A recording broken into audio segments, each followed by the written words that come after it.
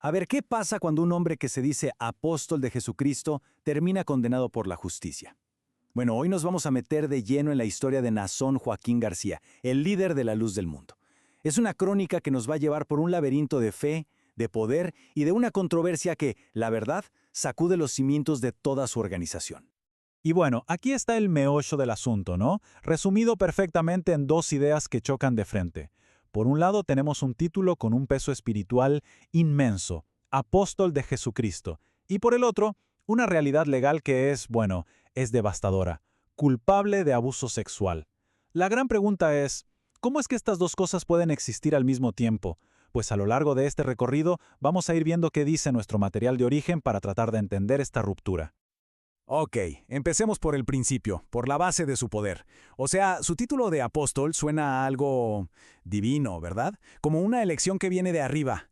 Pero, ¿y si la cosa no es tan celestial? ¿Qué tal si el origen de su autoridad es mucho más terrenal? Algo más parecido a, no sé, heredar un trono. Pues miren, el material de origen apunta a algo bien interesante. Parece que el liderazgo en la luz del mundo no viene de un llamado espiritual abierto a cualquiera, sino más bien del ADN de una sola familia, los Joaquín. O sea, esto se parece muchísimo más a una monarquía que a un movimiento religioso, ¿no creen? El poder al final se hereda, no se gana por mérito espiritual. Y aquí lo vemos súper claro. Primero, Eusebio, la primera generación. De él el poder pasa a su hijo, Samuel, y de Samuel, pues a su hijo, Naasón. Son 3 generaciones, una línea de sangre directa, tal cual.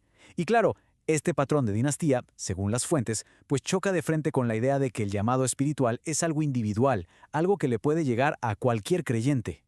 Y claro, esta línea de sucesión tan directa tiene una consecuencia. Y vaya consecuencia. Según lo que leemos, se crea un culto a la personalidad tan, pero tan intenso que se llega a escuchar esto. Han reemplazado el Cristo salva por el Naasón nos da vida. Es fuerte. La devoción se desvía por completo de la figura central del cristianismo y se centra en el líder de turno. Para muchos, esto es sin duda una señal de alarma gigante. Bueno, pasemos ahora a otro punto clave en este análisis. Hablemos del contraste. Del enorme contraste entre lo que se esperaría de una figura apostólica y el estilo de vida que llevaba Naasón Joaquín.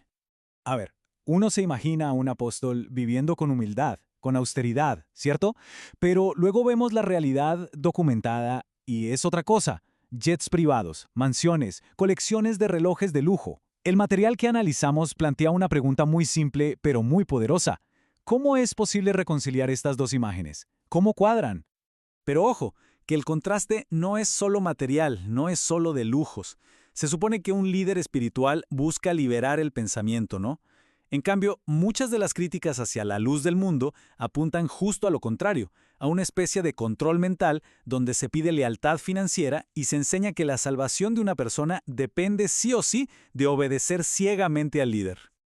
Y aquí es donde la historia da un giro, moderno y la verdad bastante irónico.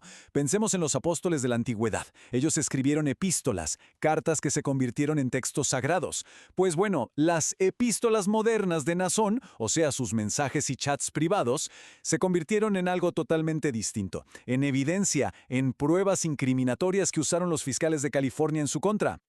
Todo esto, como era de esperarse, nos lleva al punto culminante de la historia, el proceso legal que enfrentó en Estados Unidos y, por supuesto, su resultado final. Y el juicio terminó con un número muy contundente, 16.6, o sea, 16 años y 6 meses de prisión. Y esto ya no es una interpretación, no es teología, es un veredicto legal, un número que sin duda cambia por completo el rumbo de toda esta historia. Esto, claro, nos lleva a una contradicción que es fundamental. Él se presentaba como un canal directo con Dios, casi como un profeta. Entonces, la pregunta que plantean las fuentes es bastante obvia. Si de verdad tenía esa conexión divina, ¿cómo es que no pudo ver venir su propio arresto por el FBI? Cuando finalmente se declaró culpable de abuso sexual infantil, Naasón le dio esta explicación a sus seguidores. Me declaro culpable para proteger a la iglesia. O sea, intentó presentar su confesión no como lo que era, una admisión de culpa, sino como un acto de sacrificio, un gesto para proteger a la institución. Y aquí viene la pregunta del millón, ¿no? La que surge de esa declaración. ¿De verdad fue un sacrificio, un acto de martirio para salvar a su gente?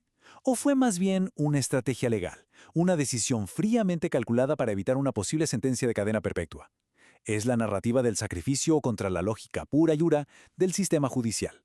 Y con esto llegamos a la prueba final. Ya para ir cerrando, el material de Origen hace una última evaluación. Compara a Naasón Joaquín con un estándar que no pasa de moda, el modelo bíblico de lo que debe ser un apóstol. Según las Escrituras, las credenciales, digamos, de un apóstol son bastante claras. Primero, tiene que poder hacer milagros comprobables. Segundo, debe vivir con humildad.